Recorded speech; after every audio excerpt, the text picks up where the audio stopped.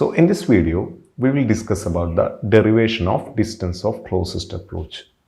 Before that, let us discuss what this distance of closest approach basically means. For that, let me consider a nucleus. Let this be the nucleus, and we know the charge of the nucleus is positive because inside it there is proton and neutrons have no charge. And the charge of the protons are positive, so the net charge of the nucleus will be positive. And if I transfer an alpha particle, see, alpha particle is also having positive charge. When I transfer alpha particle towards this nucleus, by the properties of charges, we know both of these charges will repel.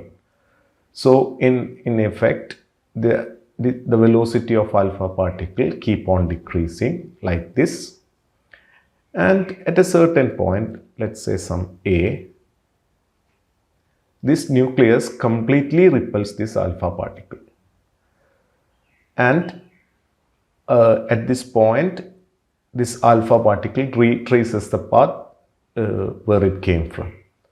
So the distance between, see that this is the point where the alpha particle reflected back by an angle of 180 degree or retraces its path. So the distance of this point A from the center of nucleus is called the distance of closest approach. We usually represent it using the letter R0, okay, or R0. So the minimum distance between the nucleus and the alpha particle, where the alpha particle is getting reflected, is called the distance of closest approach. Now we need to find an expression for R0. For that, let Ke alpha represents the kinetic energy of the alpha particle. And we know by definition, kinetic energy is equal to half mv square. And we know v is the velocity and m is the mass of the alpha particle. And we know the charge of the alpha particle,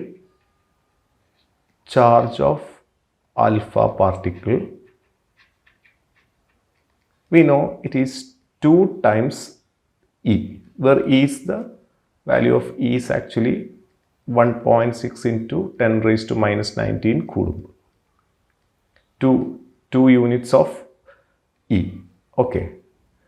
And it's actually, there are 2 protons for alpha particle and inside the nucleus, so its charge is 2E, plus 2E to be precise. And let Z be the atomic number of the nucleus. Atomic number of the nucleus. See, this can be any nucleus. Let its atomic number is Z. And we know there are atomic number means there are Z number of protons inside this nucleus.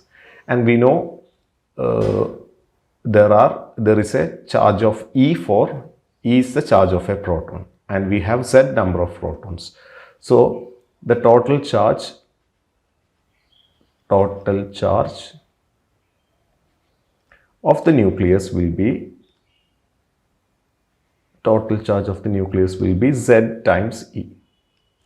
Okay, so we have the charge of alpha particle 2E and charge of the nucleus is Zd. Now, when the alpha particle is at the point A, we know it's like we have a charge 2E in here and we have a charge Zd here, and they are separated by this distance R0. So when 2 charges are separated by a distance, they will have a potential energy. So the potential energy will be, potential energy of this system of alpha particle and nucleus will be, we know it is 1 by 4 pi epsilon 0 Q1 Q2 divided by R12. This is the general expression. Here we have Q1 is equal to 2E. This is our Q1 and Q2 is Zd. So, and R12 is this one, R10. Okay, So I can write 1 by 4 pi epsilon 0. Q1 is 2E and Q2 is ZE divided by R12 is R0. So the expression for potential energy is equal to, let me consider this as K itself. K is the electrostatic force constant. So potential energy is equal to K. This will be, or I can write 2 here, 2 Z E square divided by R0. Clear? This is K. Okay. So 2 K Z E square by R0. This is the expression for potential energy. Call that as equation number 1. Now, let me erase this.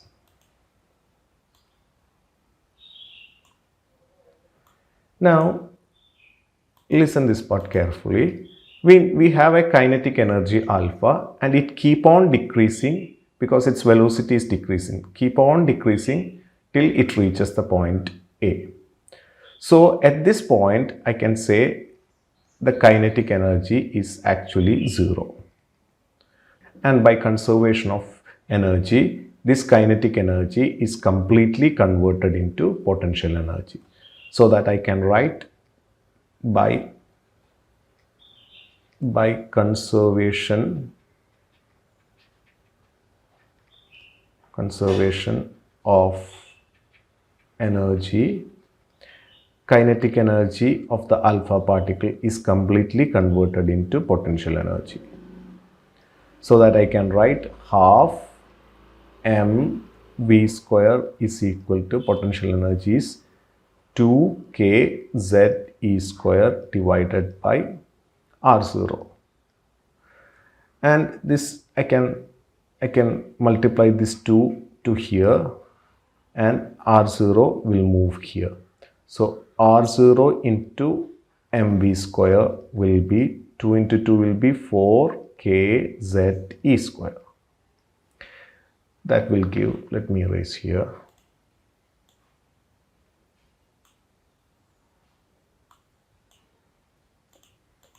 So we have R0 will be R0 equal to, I can move this mv square to the right.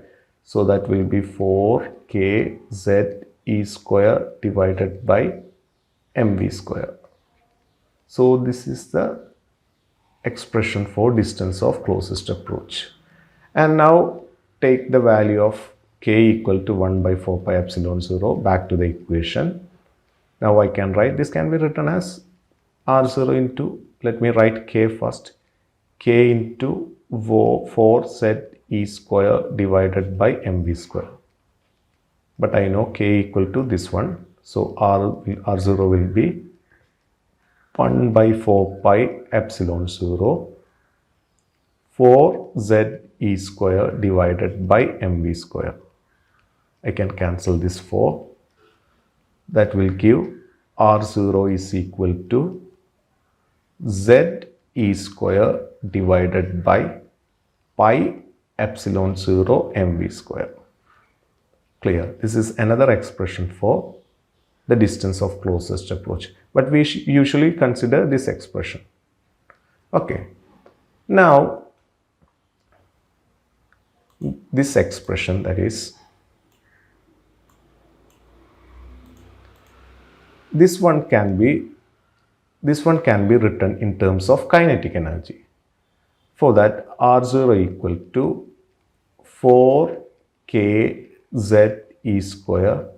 I'm multiplying and dividing the denominator with 2. So 2 into 1 by 2 mv square. See, this expression doesn't change because this 2 and this 2 will get cancelled.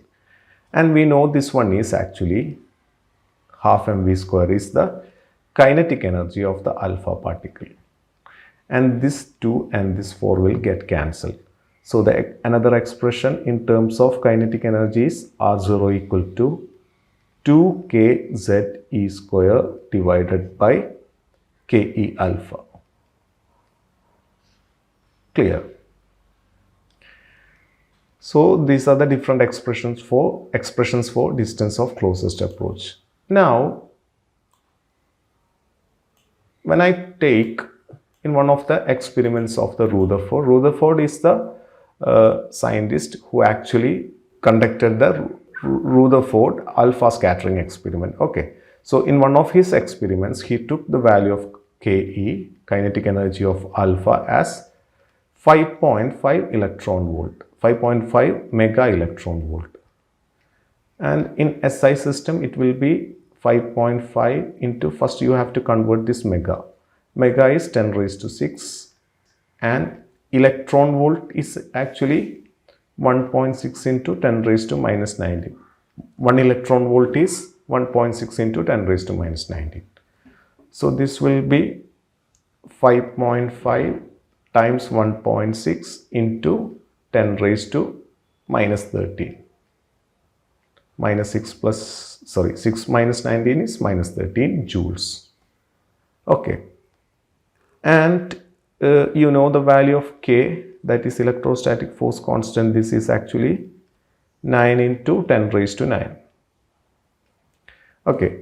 And if I substitute all these values or these two values in this equation, I'll get R0 is equal to 2 into K is 9 into 10 raised to 9 into Z is, see, we took the nucleus as we conducted the experiment using gold foil. So the nucleus is actually of gold, and we know the atomic number of gold is, this one is gold, atomic number of gold is 79. So 79 into 1.6 into 10 raised to minus 19 square. Okay, E square by, we have alpha, kinetic energy of alpha is 5.5 into 1.6 into 10 raised to minus 30. Okay, on simplifying, we actually got a value of 41.3 into 10 raised to minus 15 meter. Okay, or in other words, it can be written as 41.3 Fermi. That's why it is said the size of the nucleus is of the order Fermi. This Fm is actually Fermi. And 1 Fermi is actually 10 raised to minus 15 meter. Okay. So the nucleus size is of the order of 10 raised to minus 15 meter. Clear?